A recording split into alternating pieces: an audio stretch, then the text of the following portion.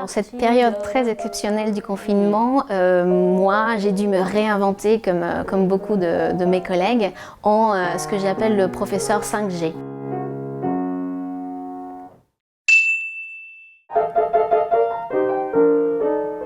Je suis professeure de musique dans les conservatoires de la ville de Paris. On enseigne principalement l'instrument, on a un instrument de musique, dans mon cas c'est le piano et le pianoforte. On accueille les enfants à partir de l'âge de 7 ans, quand ils sont en CE1 pour les études de musique, jusqu'à niveau professionnel, pré-professionnel avec les cycles spécialisés.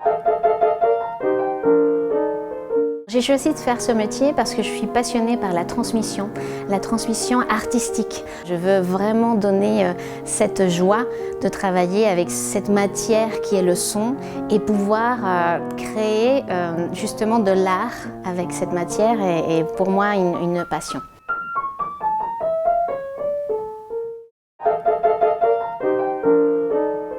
La patience, être patient, être tolérant, être dans la compréhension de la globalité des élèves. Un enfant qui a eu une mauvaise journée à l'école ne sera pas très performant au cours de musique et ça, il faut le comprendre. Moi, j'ai dû me réinventer comme beaucoup de mes collègues en ce que j'appelle le professeur 5G. Bonsoir Elia. Bonsoir. Tu vas bien ?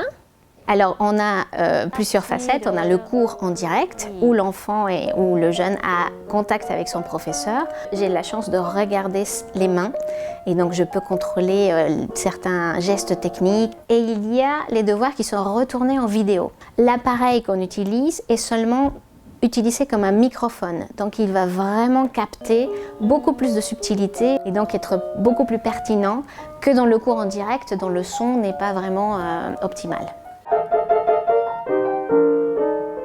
Parfois, l'idée qui est reçue sur ce métier de professeur de musique est un peu la rigidité.